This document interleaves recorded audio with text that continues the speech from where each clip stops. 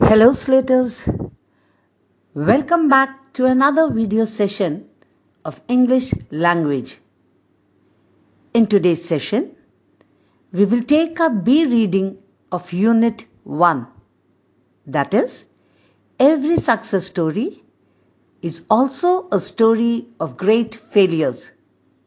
I hope you are ready with your textbook, notebook and a pencil at hand to make a note of the important points.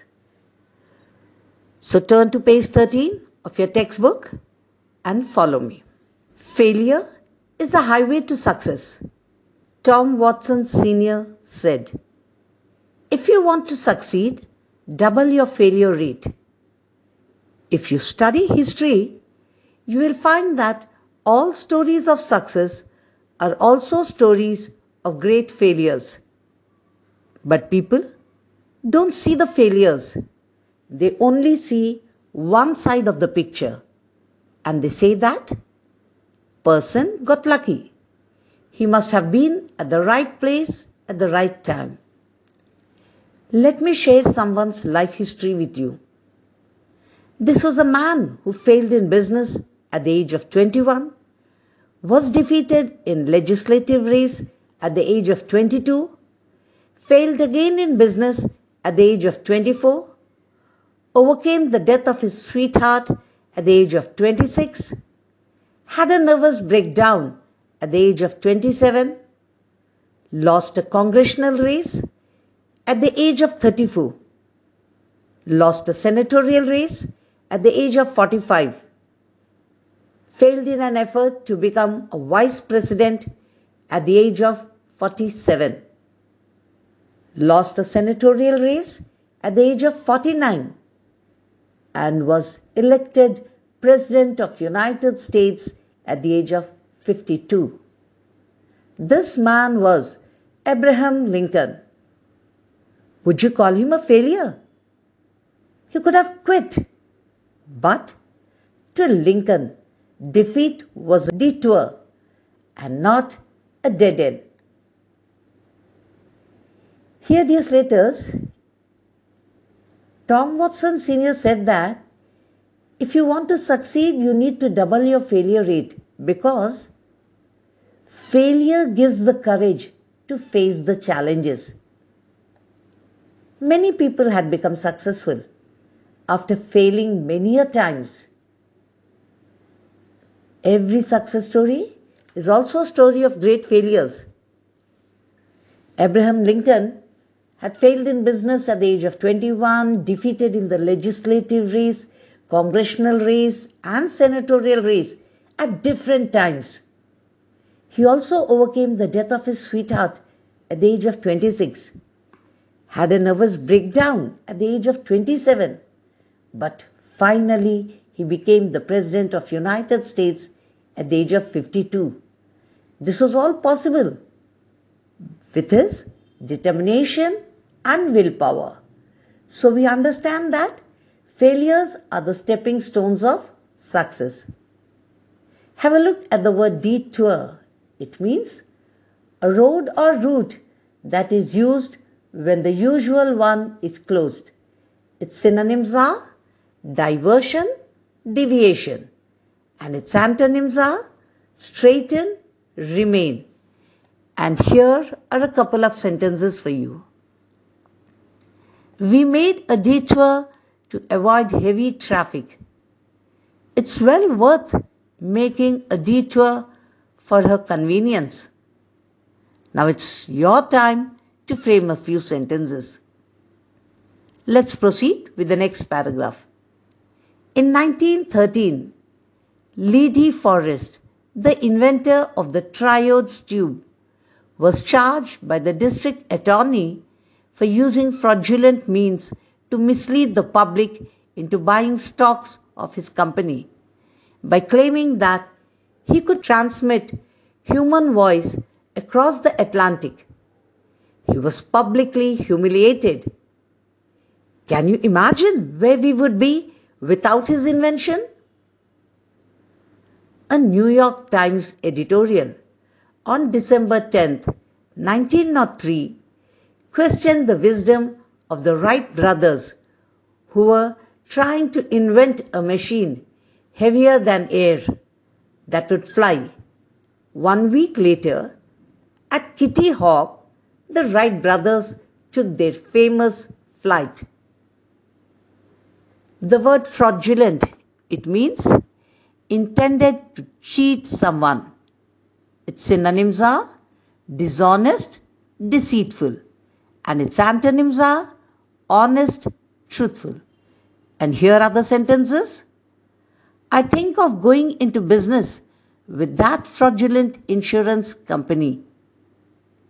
Many people don't understand the consequences of filing fraudulent tax returns.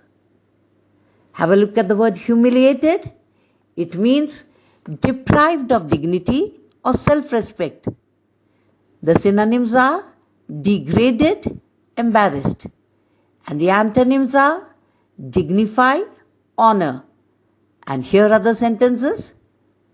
He was ashamed and bitterly humiliated. The manager humiliated him in front of all his colleagues. Let's proceed reading. Colonel Sanders, at the age of 65, with a beat-up car and a £100 check from Social Security, realized he had to do something. He remembered his mother's recipe and went out selling. How many doors did he have to knock on before he got his first order? It is estimated that he had knocked on more than 1,000 doors before he got his first order. How many of us quit after 3 tries, 10 tries, 100 tries, and then we say, we tried as hard as we could? As a young cartoonist, Walt Disney faced rejections from newspaper editors who said that he had no talent. One day a minister at a church hired him to draw some cartoons. Disney was working out of a small mouse-infested shed near the church. After seeing a small mouse, he was inspired. That was the start of Mickey Mouse. Successful people don't do great things. They only do small things in a great way. Have a look at the word infested. It means to exist in large numbers in a particular place. The synonyms are overspread, crowded. The antonyms, abundant, depleted. And here is a sentence. This area is infested with rats. Let's proceed reading with the next paragraph. One day, a partially deaf 4-year-old kid came home with a note in his pocket from his teacher. Your Tommy is too stupid to learn. Get him out of the school. His mother read the note and answered, My Tommy is not stupid to learn. I will teach him myself. And that Tommy grew up to be the great Thomas Edison. Thomas Edison had only 3 months of formal schooling and he was partially deaf. Henry Ford forgot to put the reverse gear in the first car he made. Do you consider these people failures? They succeeded in spite of problems, not in the absence of them. But to the outside world, it appears as though they just got lucky. All success stories are the stories of great failures. The only difference is that every time they failed, they bounced back. This is called failing forward rather than backward. You learn and move forward. Learn from your failure and keep moving. Actually, all these people succeeded in spite of difficulties. And to the outside world, it appears as though they just got lucky. Every time the successful people failed, they bounced back. which is called as failing forward rather than backward, because enthusiasm to achieve was doubled.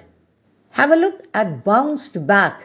It means to return quickly to a normal condition after a difficult situation. Let's proceed reading. In 1914, Thomas Edison, at the age 67, lost his factory, which was worth a few $1,000,000, on fire. It had very little insurance. No longer a young man, Edison watched his lifetime effort go up in smoke and said, "There is a great value in disaster. All our mistakes are burnt up. Thank God, we can start anew." In spite of the disaster, 3 weeks later, he invented the phonograph. What an attitude! Below are more examples of the failures of successful people. Thomas Edison failed approximately 10,000 times while he was working on the light bulb. Henry Ford was broke at the age of 40. Lee Iacocca was fired by Henry Ford too at the age of 54. Young Beethoven was told that he had no talent for music, but he gave some of the best music to the world. Let's proceed. Setbacks are inevitable in life. A setback can act as a driving force and also teach us humility. In grief, you will find courage and faith to overcome the setback. We need to learn to become victors, not victims. Fear and doubt short-circuit the mind. Ask yourself after every setback, what did I learn from this experience? Only then you will be able to turn a stumbling stone into a stepping stone. The motivation to succeed comes from the burning desire to achieve a purpose. Napoleon Hill wrote, "Whatever the mind of a man can conceive and believe, the mind can achieve." Slaters, we know that setbacks are unavoidable in life. They teach us humility. We should get rid of fear and doubt and find courage and faith to overcome the setback. According to Napoleon Hill, whatever we think about something and believe it, we can achieve it. A burning desire, rather a strong desire, is needed to achieve a purpose. Have a look at the word setbacks. It means an adverse event. The synonyms are obstacle, delay. The antonyms are advantage, success. And here are a couple of sentences. Despite some early setbacks, they eventually became successful. Our transport business has suffered a setback as one of our trucks has met with an accident. Have a look at the word inevitable. It means impossible to avoid or prevent. Its synonyms are unavoidable, certain. And the antonyms are avoidable, escapable. And here are the sentences. I don't think the decision was inevitable. The weather office thinks a storm is inevitable, but we hope they are wrong. Have a look at the word humility. It means the quality of being humble. Its synonyms are modesty, egolessness, and its antonyms are pride, arrogance. And here are the sentences. He is known for his humility. He is never proud and learns things with a sense of humility. And now comes stumbling block. It means a circumstance that causes difficulty. The synonyms are hurdle, drawback. The antonyms are advantage, benefit. And here is a sentence. The principal of ZP High School is trying hard to improve the school, but the lack of funds is a stumbling block. Now children, do try to frame a couple of sentences with the above words. Let's proceed reading. A young man asked Socrates the secret to success. Socrates told the young man to meet him at the river the next morning. They met. Socrates asked the young man to walk with him towards the river. When the water got up to their neck, Socrates took the young man by surprise and ducked him into the water.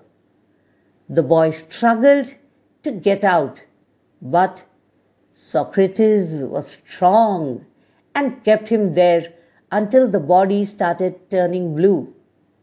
He pulled his head out of the water, and first thing the young man did was to gasp and take a deep breath of air. Socrates asked, "What did you want the most when you were there?" The boy replied, "Air." Socrates said, "That is the secret to success. When you want success as badly as you wanted the air, then you will get it. There is no other secret. A burning desire is the starting point of all accomplishments. Just like a small fire cannot give much heat, a weak desire cannot produce great results." Here, children, we understand that a young man once asked Socrates the secret to success. And what Socrates did, he took him to the river and ducked him into the water. He kept the young man there until he started turning blue, then pulled his head out of the water. The boy took the deep breath of air. So Socrates made the boy realize that the secret to success is that he should want success as badly as he wanted the air. So dear Slaters, with this we come to the end of the explanation of the lesson. Every success story is also a story of great failures. I hope you have understood it. So now it's time for the written task. I want you to watch the video 2 to 3 times and then write the answers and send them across to your teacher concerned. Thank you, dear children.